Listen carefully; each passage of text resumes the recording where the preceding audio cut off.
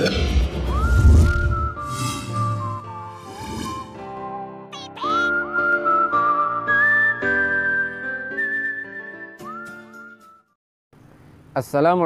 warahmatullahi wabarakatuh. Nahmadukallahumma kama amartana an nahmad wa nusalli wa nusallimu ala sayyidina Muhammadin wa ala alihi wa ashabihi wa tabi'in wa tabi'ihim bi ihsanin ila yaumil liqa'illahi samad. Amma ba'du. Sahabat Salami yang dirahmati Allah Subhanahu wa taala, alhamdulillahirabbil alamin, kita kembali berjumpa dalam program belajar baca Al-Qur'an metode Salami. Terima kasih Anda masih mengikuti pembahasan kami. Semoga setiap pembahasan yang kami sampaikan bermanfaat. Amin ya rabbal alamin.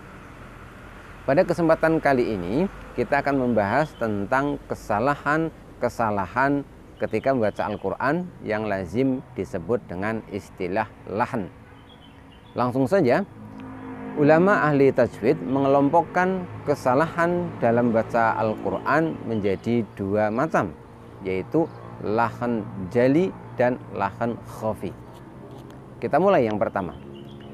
Lahan jali secara makna, lahan artinya kesalahan, jali artinya jelas atau terang. Yang dimaksud dalam ilmu tajwid adalah kesalahan dalam membaca Al-Quran yang itu dengan mudah bisa diketahui oleh orang biasa yang sudah bisa membaca Al-Quran, walaupun ia tidak memahami ilmu tajwid yang mendalam, namun dia bisa mengetahui kesalahan-kesalahan tersebut. Kesalahan-kesalahan ini bisa berakibat fatal karena bisa merubah makna. Apa saja yang dikategorikan lahan jali? Di antaranya kesalahan yang terjadi ketika kita mengganti harokat. Simak contoh berikut ini. Bismillahirrahmanirrahim. Walaman sabara wa ghafara inna dzalika lamin azmil umur. Perhatikan pada kata lamin. Di sini lam berharokat fathah. Lafaz lamin artinya adalah sungguh-sungguh termasuk. Apabila kita mengganti harokat lam fathah diganti dengan kasroh, kemudian mim kasrohnya diganti menjadi fathah sehingga bunyinya menjadi liman, maka ini sungguh fatal karena maknanya berubah menjadi bagi orang. Kemudian termasuk juga kategori lahan jali adalah ketika kita keliru mengucapkan huruf. Simak contoh berikut ini. Afala yanzuruna ilal ibili kaifa khuliqat. Perhatikan pada lafaz khuliqat. Lafaz khuliqat artinya adalah diciptakan. Tetapi apabila kita membacanya dengan bunyi huruf H seperti ini, misalkan khuliqat, maka artinya akan berubah. Bukan lagi berarti diciptakan, tetapi artinya adalah dicukur. Sehingga ayat ini akan berubah maknanya. Afala yang duruna, apakah mereka tidak melihat ilal ibili, bagaimana unta itu, kaifa khuliqat, bagaimana unta itu dicukur. Sungguh sangat fatal kesalahan ketika kita keliru mengucapkan huruf. Kemudian termasuk pula dalam kategori lahan jali adalah ketika kita salah mengucapkan panjang pendeknya. Semisalkan harokat yang mestinya dibaca panjang namun dibaca pendek. Yang seperti ini juga bisa merubah makna. Simak contoh berikut ini. Innal ladzina fatanul mu'minina wal mu'minat. Lafaz mu'minina wal mu'minat ini dibaca panjang.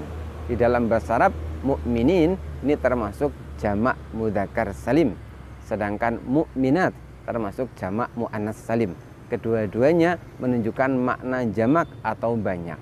Apabila kita membacanya dengan dipendekkan, maka bentuk jamak itu akan berubah menjadi bentuk tunggal. Sekali lagi ini termasuk lahan jali. Sahabat salami rahimakumullah. Yang selanjutnya adalah yang kedua kali ini tentang lahan khofi. Secara bahasa lahan khofi artinya kesalahan khofi yang samar. Yang dimaksud di sini adalah kesalahan-kesalahan membaca Al-Quran, namun yang mengetahuinya adalah orang-orang yang benar-benar memahami ilmu tajwid dengan mendalam.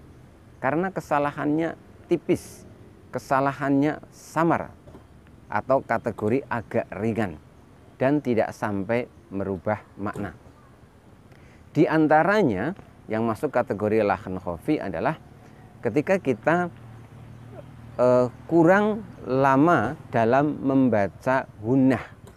Misalkan pada huruf tertentu yang mestinya kita baca gunnah, kita dengungkan selama 3 harokat, namun kita membacanya kurang dari 3 harokat. Ini termasuk adalah lahan khofi. Perhatikan contoh berikut ini. Yauma yakunun nasu kal farashil mabthus. Perhatikan pada lafaz yakunun nasu. Di situ kita dapati nun berharokat tasdid. Ini termasuk gunnah musyaddadah, di mana nun tasdid harus dibaca dengan cara ditahan dan didengungkan selama kurang lebih 3 harokat. Apabila kita mendengungkannya pendek, maka ini termasuk lahan khofi. Seperti ini contohnya. Yauma yakunun nasu kal farashil mabthus. Jadi dengungnya terlalu singkat, terlalu pendek. Kemudian dikategorikan pula sebagai kesalahan khofi atau lahan khofi, kesalahan yang samar, di mana yang mengetahui hanya mereka yang memahami tajwid dengan mendalam, yaitu ketika kita membaca bacaan panjang atau mad, tetapi bacaan mad tersebut kadang-kadang melebihi batas sebagaimana yang ditentukan oleh ulama ahli tajwid. Simak contoh berikut ini. Innahu kana tawwaba. Sekali lagi. Innahu kana tawwaba. Tawwaba ini adalah termasuk, ini contoh adalah mad iwad. Ingat bahwa mad iwad lama bacanya adalah hanya 1 alif atau 2 harokat saja. Sehingga apabila kita memanjangkannya melebihi 1 alif atau 2 harokat, maka ini termasuk lahan khofi. Contoh yang demikian yang sebaiknya dihindari.